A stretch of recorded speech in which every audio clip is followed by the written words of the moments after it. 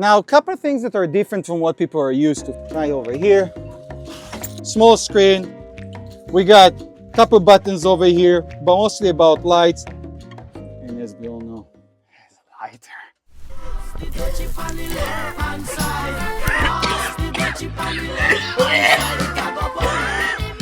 means you can actually smoke in here, look outside. It has a sound system. It's just a radio with the Bluetooth. It's not very good. I tried it.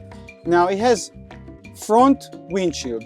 Let's say I open it up and it locks in some capacity. It has a wiper now. It fell inside the car. Let's say I want to close my window. I push it, it pops out. So what do I have to do to close the window?